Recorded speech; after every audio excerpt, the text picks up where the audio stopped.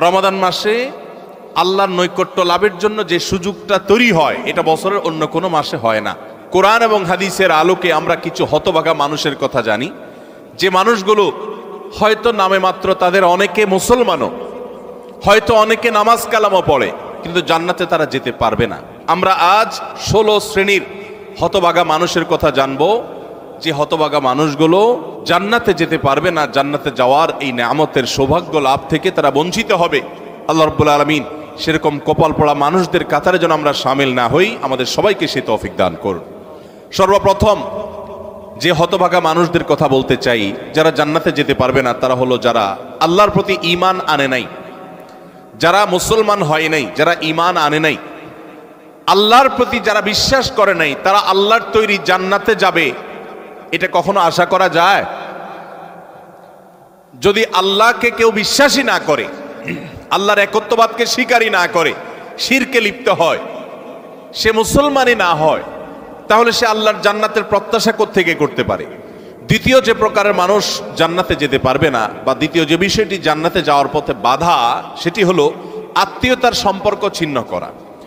রক্ত সম্পর্কীয় আত্মীয়কে যদি কেউ স্থায়ীভাবে ছিন্ন করে, তাদের সাথে সম্পর্ক যদি একবারে কাট করে ফেলে, বুখারী মুসলিম এক যুগে বর্ণনা করেছেন, নবী করিম সাল্লাল্লাহু আলাইহি ওয়াসাল্লাম বলেছেন, লা ইয়াদখুলুল জান্নাতা কাতি', আত্মীয়তার সম্পর্ক ছিন্ন করে দেয় যে, এই ব্যক্তি জান্নাতে প্রবেশ করবে না, সে জান্নাতে প্রবেশ করবে না। অতএব আত্মীয়তার সম্পর্ক যারা ছিন্ন করেছেন তারা তওবা করতে হবে। আপনার ভাই, আপনার বোন, শত বাধা হতে পারে, শত ঝামেলা হতে পারে, শত গন্ডগোল হতে পারে, আপনার চাচা, আপনার ফুফু, আপনার মা বাপ, আপনার সন্তান সন্ততি, আপনার মামা, আপনার খালা, এরা সবাই আপনার রক্ত সম্পর্কীয় আত্মীয়। এদের সাথে আপনি স্থায়ী সম্পর্ক ছিন্ন করবেন, এই সুযোগ কিন্তু ইসলাম আপনাকে রাখে নাই। হ্যাঁ, যদি এমন হয় যে তাদের সাথে সম্পর্ক রাখতে গেলে আপনার জীবন হুমকির মধ্যে পড়ে, আপনি বিপর্যস্ত হন, আপনাকে তারা ক্ষতি করে, তো শুধু ক্ষতি থেকে বাঁচার জন্য আপনি দূরে আসেন, সেটা ভিন্ন বিষয়।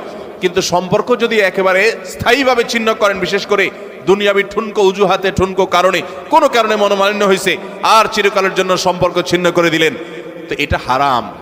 এই লোক যদি নামাজিও হয়, এই লোক যদি ওয়াজ মাহফিলেও আসে, এই লোক যদি জিকির আজকারও করে, এই লোক যদি তাসবিহ তেলাওয়াতও করে, যেহেতু সে আত্মীয়তার সম্পর্ককে ছিন্ন করে ফেলেছে, এই লোক জান্নাতে প্রবেশ করতে পারবে না যতদিন না সে তওবা করে তার পাপ থেকে, অপরাধ থেকে সে ফিরে না আসছে।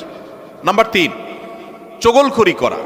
এই বদভ্যাস আমাদের সমাজে এখন প্রচুর পরিমাণে আছে। অনেক মানুষ আছে দেখবেন মুখে দাঁড়িয়ে আছে, মাথায় টুপিও আছে, হয়তো নামাজ কালামও পড়ে, কিন্তু চগলখড়ির বদ অভ্যাস আছে, এই চরিত্রটা আছে যে আমার কাছে এসে ওনার বদনামি করবে, ওনার কাছে গিয়ে আমার বদনামি করবে, আমার কাছে এসে আমাকে পামপট্টি দিবে, ওনার কাছে গিয়ে ওনারে পামপট্টি দিবে। এরকম লোক আছে না নাই? ঘরে ঘরে। আল্লাহ মাফ করুন, আমাদের অনেকের মধ্যে এই চরিত্রটা আছে না নাই? নবী করিম সাল্লাল্লাহু আলাইহি সাল্লাম এই চগলখড়ি সম্পর্কে সহিহ মুসলিম বর্ণিত হাদিসে বলেছেন, লা ইয়াদখুলুল জান্নাতা নাম্মাম, চগলখোর জান্নাতে প্রবেশ করবে না। নাম্বার 4, প্রতিবেশীকে যে কষ্ট দেয়, এই লোকও জান্নাতে যেতে পারবে না। জান্নাতে যাওয়ার ক্ষেত্রে বড় বাধা হলো এই বদভ্যাস এবং খারাপ জিনিস, এই অপরাধ, প্রতিবেশীকে কষ্ট দেওয়া। নবী করিম সাল্লাল্লাহু আলাইহি সাল্লাম সহিহ মুসলিম বর্ণিত হাদিসে বলেছেন, লা ইয়াদখুলুল জান্নাতা মান লা ইয়ামানু জারুহু বাওয়াইকাহু, যে ব্যক্তির প্রতিবেশী তার হাত, মুখ এগুলোর কষ্ট দ্বারা, তার ক্ষতি এবং অনিষ্ট থেকে যে ব্যক্তি নিরাপদে থাকে না, অর্থাৎ প্রতিবেশীকে যে শান্তিতে রাখে না, প্রতিবেশীকে বিভিন্নভাবে কষ্ট দেয়, এই ব্যক্তি জান্নাতে প্রবেশ করতে পারবে না। নাম্বার 5, অহংকারী ব্যক্তি, যে অহমিকা দেখায়, দম্ভ করে, গরিমা নিয়ে চলে, মানুষকে মানুষ মনে করে না।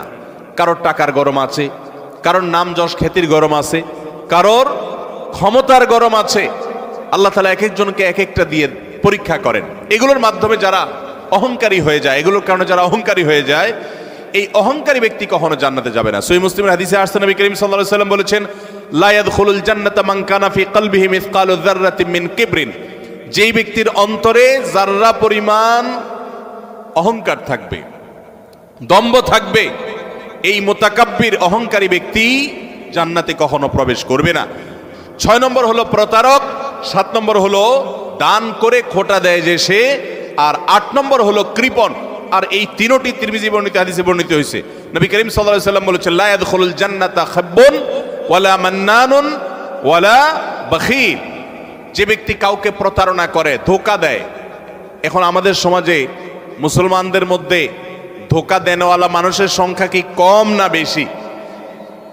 দোকানদার বলেন, ব্যবসায়ী বলেন, চাকরিজীবী বলেন, যার কথাই বলেন, এমনকি নেতারা বলেন জনগণকে ধোঁকা দেয়। ঠিক না ভাই? ঠিক। সবাই যার যার জায়গা থেকে কে কাকে ল্যাং মারবে, কে কাকে ধোঁকা দিবে, এটাই হলো আমাদের কাজ এখন। অথচ ধোঁকাবাজ, প্রতারক, চিটার, বাটপার এই লোকগুলো কখনো জান্নাতে যেতে পারবে?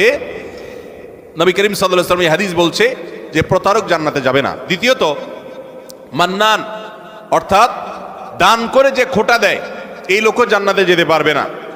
দান করে খোটা দেওয়ার বদভ্যাস আছে না নাই আমাদের অনেকের? দান করেছেন আল্লাহকে খুশি করার জন্য, যদি আপনি খোটা দেন তাহলে আপনার ওই দান বরবাদ হয়ে যায়, ওটা নষ্ট হয়ে যায়।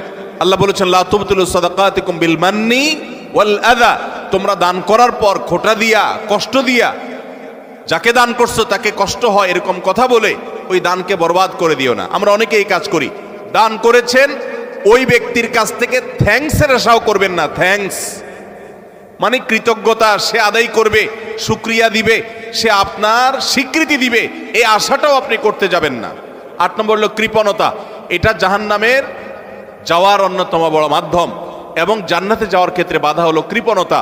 নবী করিম সাল্লাল্লাহু আলাইহি সাল্লাম কৃপণ ছিলেন না, তার অনেক সম্পদ ছিল না, কিন্তু যা ছিল সেটা অকাতরে তিনি দান করতেন। তার যে দানশীলতা, আম্মা জান আয়েশা রাদিয়াল্লাহু তাআলা বলতেন যে তিনি দানশীলতা তার বিশেষ করে রমজান এলে এমন বেড়ে যেত যে মুক্ত বাতাসের মতো, যে চাইতো তাকেও দিত, যে চাইতো না তাকেও দিত, সর্বত্র তার দান ছড়িয়ে যেত। এবং দান করতে করতে সব শেষ করে অনেক সময় বাসায় যেতেন, তার নিজের জন্য কিছুই রাখতেন না। এইভাবে তিনি দানশীল ছিলেন। তো নবী সাল্লাল্লাহু আলাইহি সাল্লাম কৃপণতা থেকে পানা চেয়েছেন। আমরা অনেকেই কিন্তু কৃপণ, আল্লাহ অনেক সম্পদ দিয়েছে কিন্তু খরচ আমরা করতে চাই না। নবীজি পানা চাইছেন, আল্লাহুম্মা ইন্নী আউযু বিকা মিনাল বুখলি ওয়াল জুবন, আল্লাহ আপনার কাছে কৃপণতা থেকে পানা চাই। 9 নম্বর, ঘুষ দাতা এবং ঘুষ গ্রহীতা। যে ঘুষ দেয় সে যদি একান্ত নিরুপায় হয়ে দেয়, এমন কাজ যে কাজ না হলে তার জীবন বাঁচে না, অনেক জটিল প্রয়োজন, এরকম প্রয়োজনে সে যদি ঘুষ দিতে বাধ্য হয়, ঘুষ দেওয়া ছাড়া তার কোনো উপায় না থাকে, তাহলে ওই ব্যক্তিকে মাজুর হিসেবে আল্লাহ তাআলা মাফ করবেন আশা করা যায়। কিন্তু সচরাচর আমরা দেখা যায় আজকাল যেসব ক্ষেত্রে ঘুষ দিয়ে সুবিধা নেই, ওটা না নিলে আমি যে মরে যাব এরকম না, আমি ইচ্ছা করলে হারামটা নাও করতে পারি। নাম্বার 10, মাতা পিতার অবাধ্য। নাম্বার 11, নেশাগ্রস্ত, নেশায় আসক্ত। এ সম্পর্কে নাসাই বর্ণিত হাদিসে আসছে, নবী করিম সাল্লাল্লাহু আলাইহি ওয়াসাল্লাম বলেছেন লা ইয়াদখুলুল জান্নাতা আকুন ওয়ালা মান্নান ওয়ালা মুদমিনু খামরিন, জান্নাতে যেতে পারবে না মা বাবার নাফরমান, মা বাবার অবাধ্য, মা বাবার সাথে বেয়াদবি করে, মা বাবার যৌক্তিক নির্দেশগুলোকে লঙ্ঘন করে। অনেক মানুষ আছে দেখবেন নামাজ কালাম পড়ে, কপালে সেজদা পড়ে গেছে, অন্য অনেক ভালো কাজ করে, কিন্তু মা বাবার প্রতি তিনি অনুগত নন, তাদের সাথে নাফরমানি করে। এই সন্তান কখনো জান্নাতে যেতে পারবে না যাবত না আল্লাহ তাআলা তাকে মাফ না করেন। আর 11 নম্বর হলো মাদকে আসক্ত, যেটা এই একই হাদিসে নাসাই বর্ণিত হাদিসে আছে। মাদক আসক্ত অর্থাৎ মাদক সেবন করতে করতে এটা দেশে অভ্যস্ত হয়ে পড়েছে, এটা স্থায়ী রোগে পরিণত হয়েছে, এই লোকটাও জান্নাতে যেতে পারবে না। 12 নম্বর হলো ওই লোক। 13 নম্বর হলো অহংকারী ব্যক্তি, যে শুধু অহংকার করে তা নয়, অহংকারের পাশাপাশি আরেকটা বদভ্যাস আছে, আরেকটা রোগ আছে, যে রীতিমতো কাউকে পাত্তা দেয় না এবং গোয়ার কিসিমের হয়, গোয়ার কিসিমের হয়, খুব তেড়া কিসিমের হয়, শক্ত মেজাজি হয়, কোনোভাবেই সে নরম হতে চায় না। এই অতুল এবং জাওয়াজ, আবু দাউদ শরীফের হাদিসের বর্ণনা মতে এই টাইপের মানুষও জান্নাতে যেতে পারবে না, যারা অনেক বেশি এরকম গোয়ার হয় এবং রূঢ় স্বভাবের হয়। স্বভাবটাই হলো রূঢ়, স্বভাবটাই হলো রুষ্ট, সে সবসময় মানুষের সাথে এরকম কঠোর স্বভাবের হয়, তার মনটাই হলো পাথরের মতো। এই মানুষগুলো জান্নাতে যেতে পারবে না।